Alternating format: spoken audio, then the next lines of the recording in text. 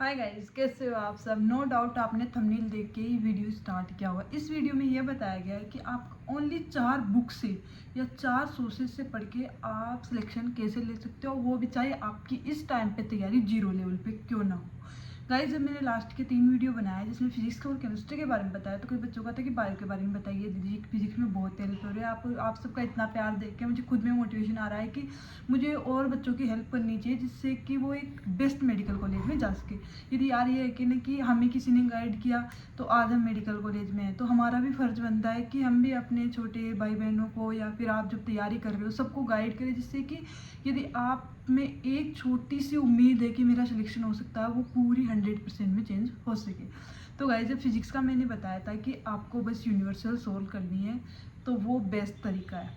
काफ़ी बच्चों ने एक लड़की थी, उसने मतलब कमेंट किया था कि दीदी आपने जो यूनिवर्सल एररलेस के बारे में बताया था वो मेरे मेंटर ने भी बताया था मेरे को, और आज मेरे 2025 के अंदर 125 नंबर है फिजिक्स में, और मेरे तो 28 नंबर तो आए थे, उसके तो एक माइनर टेस्ट में ओनली 1 नंबर आया हुआ था।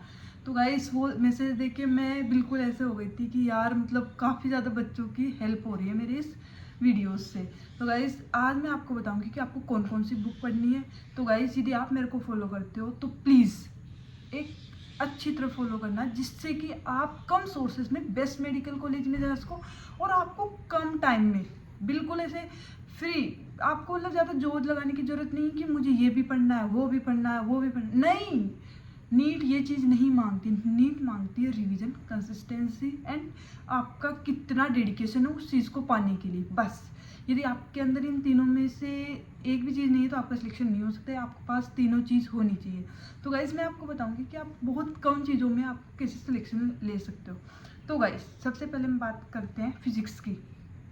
फिजिक्स में आपको करना क्या है, सीधा सा बात है। यदि आप स्कूलिंग से हो या फिर अभी आप कोचिंग ले रहे हो या फिर आप सेल्फ स्टडी कर रहे हो, कुछ भी कर रहे हो, तो आपको जैसे आप क्लास जाते हो, लेक्चर लेके आते हो फिजिक्स का, फिजिक्स ओनली मैं फिजिक्स की बात करूँ इस टाइम पे, तो आपको फिर आके उस सब टॉपिक का एररलेस में से क्वेश्चन सोल्व करना है। फिजिक्स की ओनली आपको 2 चीज़ फॉलो करनी है, वो आपके क्लास लेक्चर एंड यूनिवर्सल।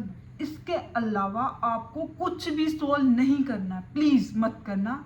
पर आप जब ये कर रहे हो एररलेस, तो आप 100% डेडिकेटेड रहो कि मुझे यही सोल्व करनी है और मेरे इससे मार्क्स आ जाएंगे। और आप 1 महीने तक ऐसा कर लो। आप 1 महीने तक आपके 1-2 माइनर टेस्ट लगेंगे 1-2 महीने में। इस टाइम का ड्यूरेशन यही होता है हर कोचिंग में, स्टार्टिंग में मतलब बहुत 15-15 या 1-1 महीने से माइनर टेस्ट लगते हैं। तो आप एक बार 2 बार ऐसे माइनर टेस्ट इससे पढ़ के देखे जाओ, आपको खुद ही इम्प्रूवमेंट दिखेगा। तो गाइज, मैं हवा में बात नहीं कर रही हूँ, मैंने खुद इम्प्रूवमेंट किया था अपनी प्रिपरेशन के टाइम पे, तो मैं आपको भी सजेशन कर रही हूँ कि आपको भी इम्प्रूवमेंट करना चाहिए। और यदि आप इन 2 के अलावा कोई तीसरी चीज़ उठा रहे हो कि ये भी सोल्व कर लेता हूँ, तो वो एक पागलपंती होगी, इसके अलावा कुछ नहीं होगा। आप कितना भी हार्ड पेपर आए, आप 100% में इस चीज़ से श्योर हो कि आप फिजिक्स में आराम से बेस्ट स्कोर, सिलेक्शन जितना तो आराम से कर लोगे, चाहे आपकी कितनी भी फिजिक्स वीक हो। और किसी बच्चे की फिजिक्स सॉलिड है, उसको अच्छे समझ में आते हैं, और यदि वो यूनिवर्सल करेगा ना, उसको 100 मतलब ऐसे है कि 100/100 होता है ना, तो 180/180 यहाँ पे मार्क्स आराम से आ सकते हैं। कोई वो नहीं है कि देखो यार, मेंटलिटी हमारी ये होती है कि हमारे इतने मार्क्स नहीं आ सकते, इसलिए वो नहीं आते। वो यदि आप चाहोगे आपके आ सकते, बिल्कुल आ सकते हैं। उसके लिए करना क्या है, आपको लेक्चर लेने हैं, आपको समझना है, और इसके बाद आपको एररलेस से क्वेश्चन सोल्व करने हैं। क्वेश्चन सोल्व कंप्लीट हो गए, टॉपिक आपका कंप्लीट हो गया, माइनर टेस्ट लग गया। माइनर टेस्ट देने के बाद आपको पेपर एनालिसिस करना है। पेपर एनालिसिस करने के बाद जो आपका मतलब आपका संडे को टेस्ट लगा, पेपर को एनालिसिस करो, और जो अब चैप्टर मान लो एनएलएम का एक टेस्ट था, टेस्ट खत्म हो गया, आप पेपर देके आ गए, आपके जितने मार्क्स आए, आप मतलब है कि उसको प्रॉपर सोल्व कर लो पेपर को कि हाँ ये मेरी गलती हुई थी, ये मेरी क्वेश्चन सही है, ठीक है। उसके बाद एनएलएम के आप शॉर्ट नोट बना लो उसी दिन, क्योंकि नेक्स्ट जब मंडे को आप मतलब कोचिंग में जाओगे या फिर कोई लेक्चर लोगे, तो आपका नया टॉपिक स्टार्ट हो जाएगा, क्योंकि जो लास्ट टॉपिक था उसका टेस्ट लग गया, अब नया टॉपिक स्टार्ट होगा। तो आप कैसे एक नए टॉपिक के साथ अपने पुराने वाले को रिलेट करके पढ़ोगे, मतलब रिवाइज करते रहोगे, जिससे कि आपको वो भी याद रहे, ताकि आप कभी भी आपका रैंडम टेस्ट लगे तो आपके बेस्ट मार्क्स आए। तो आपको बस शॉर्ट नोट्स बना लेने हैं उसी टाइम, क्योंकि सबसे ज़्यादा बेस्ट इस टॉपिक के बारे में हमारा माइनर टेस्ट देने के बाद हम समझ पाते हैं कि यार ये गलती की थी मैंने। माइनर टेस्ट देने के बाद ही पता लगे ना ये गलती मेरे टेस्ट में करके आया हूँ कि ये गलती की थी, अब मैं नहीं करूँगा। तो उसकी शॉर्ट नोट्स बना लें उसी टाइम पे, और इन 2 बुक के अलावा और फिर रिवाइज करते रहना है जैसे जैसे आपका और दूसरा टॉपिक चल रहा है वो तो पढ़ते रहो और यूनिवर्सल में क्वेश्चन सॉल्व करते रहो, और जो जो पीछे वाला चैप्टर है उसको जो शॉर्ट नोट्स बनाए उससे रिवाइज करते रहो। फिजिक्स का सीन हो गया ये। फिजिक्स में इससे ज़्यादा कुछ नहीं करना है। प्लीज़ या तो खुद पे विश्वास करो, या खुद पे ना तो मेरे पे विश्वास कर लो कि आपको, यार मैं सिलेक्टेड हूँ, काफ़ी ज़्यादा बच्चे सिलेक्टेड है। जो रिपीटर बच्चे होते हैं वो तो खास तौर से, जिनकी फिजिक्स वीक है वो तो खास तौर से यही करे, और 11th-12th का बच्चा उनके लिए तो गुड अपॉर्चुनिटी है कि उनको सही टाइम पर ये चीज़ पता चल गई कि आपको क्या करना है जिससे कि आपकी फिजिक्स सॉलिड रहे। तो गाइस ये करना है, इसके अलावा आपको कुछ सोल्व नहीं करना है। आप सोचोगे ये वो नहीं, कुछ ही सोल्व नहीं करना है। तो पहली चीज़ हो गई फिजिक्स में ओनली आपकी क्लास नोट्स एंड यूनिवर्सल। मैं एक्स्ट्रा बुक ओनली फिजिक्स के लिए बताऊंगी, बायोकेमिस्ट्री के लिए एक्स्ट्रा बुक नहीं बताऊंगी। इसके बाद आती है केमिस्ट्री। केमिस्ट्री के बारे में मैं एक्सप्लेन से बताऊंगी कि आपको तीनों केमिस्ट्री, ऑर्गेनिक, इनऑर्गेनिक और फिजिकल केमिस्ट्री को कैसे प्रिपेयर करना है। सबसे पहले हम बात करते हैं फिजिकल केमिस्ट्री की। फिजिकल केमिस्ट्री में काफ़ी ज़्यादा बच्चों की दिक्कत होती है। फिजिकल केमिस्ट्री में यदि आपको ये सीन है कि यार मैं तो मतलब कैलकुलेशन में काफ़ी ज़्यादा बच्चों को दिक्कत आती है, तो सबसे पहले आप कैलकुलेशन कर रहे हो तो उसका रफ एस्टिमेशन करना सीखो। कि मान लो ऐसे नहीं कि जितनी भी वो वैल्यू दी हुई है आप एग्जैक्ट वही पुट कर रहे हो। यदि आप ऑप्शन में देखो, यदि आपके ऑप्शन बिल्कुल पास है तब तो आपको एग्जैक्ट कैलकुलेशन करनी है। यदि आपके मतलब जो ऑप्शन है वो काफ़ी दूर दूर है, मतलब क्वेश्चन देगा, क्वेश्चन में आपने वैल्यू देख ली और अपने ऑप्शन देखो कि 4 जो ऑप्शन है उनमें से वैल्यू दूर दूर है। यदि दूर दूर है तो आप मान लो कि 2900 है, मतलब 2900 मतलब 1000, तो आप उसको ये कर सकते हो कि आप उसको 3000 मान लो। अब 3000 मान लोगे तो क्या है कि 0 से कटने में ज़्यादा दिक्कत नहीं आएगी, कैलकुलेशन थोड़ी इजी हो जाएगी। तो मतलब ऐसे ऐसे कैलकुलेशन, मान लो 198 है तो आप उसको 200 मान सकते हो। ऐसे नहीं कि 198 मान, क्योंकि कैलकुलेशन में फिर दिक्कत आएगी। तो आप उसका रफ एस्टिमेशन करना सीखो जिससे कि आप कैलकुलेशन थोड़ी फास्ट हो सके। और केमिस्ट्री, फिजिकल केमिस्ट्री का कोई बेसिक नहीं है, आपको अलग अलग टॉपिक है, अलग अलग पढ़ने पड़ेंगे। जैसे जैसे टॉपिक में आप क्वेश्चन निकालते जाओगे आपके टॉपिक सॉलिड होते जाएंगे। अब क्वेश्चन कहाँ से निकालने हैं, तो गाइस मैं केमिस्ट्री के लिए एक्स्ट्रा कोई बुक नहीं बताऊँगी, ओनली मैंने की थी अपनी कोचिंग के मॉड्यूल्स। तो आप अपनी कोचिंग पर विश्वास रखिए कि यस हमारी कोचिंग के मॉड्यूल बेस्ड है, या आप किसी भी कोचिंग के मॉड्यूल सोल्व कर रहे हो तो आप उसके क्वेश्चन सोल्व कीजिए, बार बार क्वेश्चन वही सोल्व कीजिए। यदि आपका मन कर रहा है कि यार इसमें तो 70 क्वेश्चन ही है एक टॉपिक के, मेरे को तो और क्वेश्चन करने, तो आपको और करने, आप वही क्वेश्चन दोबारा कीजिए। 50 क्वेश्चन करने की जरूरत नहीं है आपको कि 50 से 50 क्वेश्चन, मतलब ऐसे कि अलग अलग बुक से एक ही क्वेश्चन से आप 50 क्वेश्चन फिर दोबारा कर लो। जिससे क्या है कि आपको जब कॉन्फिडेंस बूस्टअप होगा, आपका मॉड्यूल ऑलरेडी सोल्व किया होगा, आप जब टेस्ट देने जाओगे तो आपका कॉन्फिडेंस हाई लेवल पे होगा और के जो सही क्वेश्चन होने के चांस काफ़ी ज़्यादा बढ़ जाते हैं। फिर बात करते हैं इनऑर्गेनिक केमिस्ट्री की। तो इनऑर्गेनिक केमिस्ट्री का बेसिक है केमिकल बॉन्डिंग।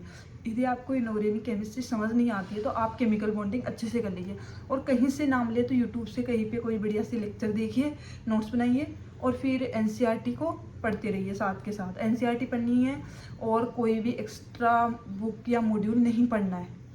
इसमें मॉड्यूल में ओनली क्वेश्चन निकालने, वही इनऑर्गेनिक का भी सीन है केमिस्ट्री में कि आप पढ़ो, एनसीईआरटी पढ़ो और लेक्चर ले रहे हो वो नोट्स वगैरह एंड क्वेश्चन सोल्व करो मॉड्यूल से, बस। इसके अलावा कुछ नहीं करना। आप एक टारगेट सेट रखो कि ये करना है, इसके अलावा 50 चीज़ें करने की जरूरत नहीं है। एक चीज़ 50 चीज़ें करने की जरूरत नहीं है, एक चीज़ को ही 50 बार करने की जरूरत है। तो गाइस ये कॉन्सेप्ट दिमाग में बिठा लो, तभी आप बेस्ट मेडिकल कॉलेज में जा पाओगे।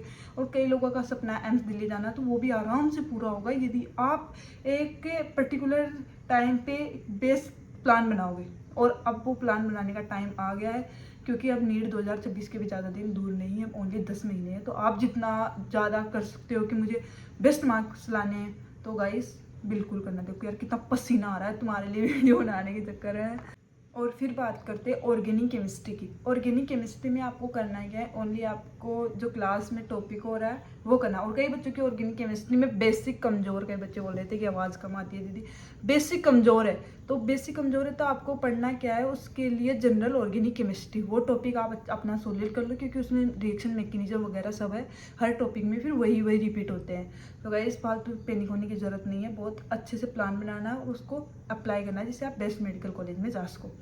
और इसके लिए भी कोई एक्स्ट्रा बुक नहीं है, बस क्लास के लेक्चर जो लेके आ रहे हो वो, उसके बाद आप एनसीईआरटी पढ़ लो, एक बार रिवाइज़ कर लो, मतलब रिवाइज़ क्या पढ़ लो, और फिर बाद में एनसीईआरटी को रिवाइज़ भी करना है एंड क्वेश्चन सोल्व करना है, तो बस वही मॉड्यूल से। तो केमिस्ट्री में करना क्या है, क्लास के लेक्चर चल रहे हैं वो, एनसीईआरटी एंड मॉड्यूल के क्वेश्चन। इसके अलावा आपको चौथी चीज़ केमिस्ट्री में उठा के भी नहीं देखनी। केमिस्ट्री को ऐसे भी नहीं कि यार एक बार क्वेश्चन देख ही तो लेता हूँ कैसे, ऐसे भी नहीं। यदि आपका प्लान है कि मुझे ये सोल्व करना है, मैंने बता दिया, और ये बेस्ट है कम टाइम में अच्छे मार्क्स लाने का सबसे बेस्ट तरीका यही है। मैंने अप्लाई किया था खुद पे ऊपर, तो आप भी करो, आप भी बेस्ट मेडिकल कॉलेज में होंगे।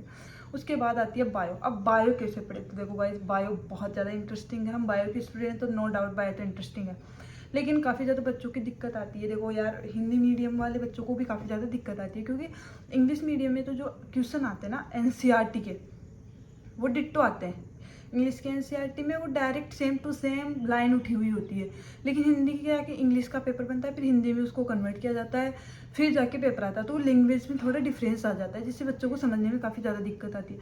कई बच्चों को काफ़ी ज़्यादा दिक्कत आ रही है और वो थोड़ा बहुत इंग्लिश पढ़ सकता है, तो गाइस आप इंग्लिश की एनसीईआरटी ले लीजिए। यदि आपको कहीं भी फिर इंग्लिश की एनसीईआरटी आप फर्स्ट टाइम पढ़ोगे तो आपको दिक्कत आएगी। हिंदी मीडियम का मैं ऐसे नहीं बोल रही, बायो केमिस्ट्री और फिजिक्स आप वैसे पढ़ो इंग्लिश मीडियम में, नहीं, वो आप हिंदी में ठीक है। और जो बायो की जो एनसीईआरटी वो इंग्लिश में ले लो। जब भी आपको कहीं भी लाइन में समझना है तो आप हिंदी की एनसीईआरटी खोल के देख लो कि अच्छा अच्छा ये यहाँ पे सेम ये चीज़ें, मतलब इंग्लिश में ये लिखा हुआ है, मतलब इसका मतलब ये है। तो जब आप पेपर दोगे, जब आप टेस्ट का पेपर सोल्व करोगे, एक दो बार आपको टेस्ट इंग्लिश में पेपर सोल्व करने में दिक्कत आएगी, लेकिन फिर आपकी आदत में आ जाएगा। और एक वो लास्ट टाइम नीट में बहुत ज़्यादा यूज़फुल होता है, क्योंकि इंग्लिश की एनसीईआरटी रिवाइज करने में बहुत ज़्यादा बेनिफिशियल होती है। तो गाइस यही करना है, बायो के अंदर ओनली एनसीईआरटी, और टॉपिक को समझना है। जैसे बायोटेक है, जेनेटिक्स है, ये बहुत ज़्यादा ईजी है, बहुत ज़्यादा ईजी है। एक बार इनको अच्छे से समझना, मतलब कहीं से लेक्चर लो तो आप इसको एक एक लाइन टू लाइन एनसीईआरटी को समझना कि एनसीईआरटी क्या कहना चाहती है। और आप हर बार एनसीईआरटी को पढ़ोगे आपको लगेगा कि यार ये तो मैंने पहले पढ़ा है, तो नहीं, ये होता है। ये आप 1000-2000 बार भी पढ़ लोगे ना एनसीईआरटी को, तब भी आपको यही लगेगा कि यार ये तो पिछली बार मैंने पढ़ा ही नहीं था, ये तो कहाँ से आ गई ये लाइन, तो ये ऐसे वाला सीन होता है ये। और अभी ये चीज़ है, तो अब मेरा प्लान लास्ट का करना क्या है, ओनली फिजिक्स में करना क्या है, क्लास की लेक्चर एंड एररलेस, बस 2 फिजिक्स साइड। केमिस्ट्री में करना क्या है, क्लास के जो नोट्स, एनसीईआरटी एंड अपने मॉड्यूल के क्वेश्चन साइड। बायो में करना क्या है, एनसीईआरटी एंड मॉड्यूल के क्वेश्चन, बस ये चीज़ें आपको पढ़नी है, बार बार यही चीज़ें पढ़नी है, यही रिवाइज करना है, इसके अलावा कुछ नहीं करना है गाइस, कुछ नहीं करना है। प्लीज़ बात मानना। आप कई बच्चे बोल रहे थे फिंगरप्रिंट डॉक्टर रैली, यार तुम क्यों कर रहे हो 50 को, क्यों कर रहे हो तुम, जब तुम्हें पता है तुम कम मेहनत में अच्छे मार्क्स ला सकते हो, तो तुम लेके आओ ना, क्यों फालतू अपना टाइम वेस्ट कर रहे हो। तो कम टाइम में अच्छे को तो आप इंजॉय भी कर सकोगे, थोड़ा टाइम 10-15 मिनट फ्री के मिल ही जाएंगे आपको, यदि आप मतलब सेलेक्टिव पढ़ोगे तो गाइस ऐसे ही करना है। अब भी आपको कोई भी दिक्कत हो, कोई भी, तो आप मेरे को कमेंट कर सकते हो, नो डाउट आप मेरे को कमेंट करके पूछ सकते हो। मैं हर बच्चे का आंसर देती हूँ, क्योंकि मैं नहीं चाहती जो प्रॉब्लम मुझे हुई थी, मुझे कोई समझाने वाला नहीं था, आपको भी कोई समझाने वाला ना रहे, मैं हूँ आपके साथ। तो गाइस एक बड़ी बहन की तरह मेरी मतलब जो मेरी बात मानिए और एक अच्छी कॉलेज में जाने की सोचिए, ताकि और क्वेश्चन आपको ज़्यादा से ज़्यादा फिजिक्स में करने हैं, केमिस्ट्री बायो में जो आपके मॉड्यूल में है वो कर लीजिए, बस कोई अच्छी कोचिंग के मॉड्यूल पकड़िए, और उससे अलावा कुछ नहीं करना आपको, कुछ भी। और टेस्ट, माइनर टेस्ट हो चाहे मेजर टेस्ट हो या सेमी मेजर टेस्ट हो, टेस्ट आपको एक भी नहीं छोड़ना है, सारे टेस्ट देने, क्योंकि टेस्ट देने से कॉन्फिडेंस आता है। स्टार्टिंग से यही, सिलेबस कभी पूरा नहीं होगा। यदि आप चाहोगे कि सिलेबस कंप्लीट होने के बाद टेस्ट हो, सिलेबस कभी पूरा नहीं होगा।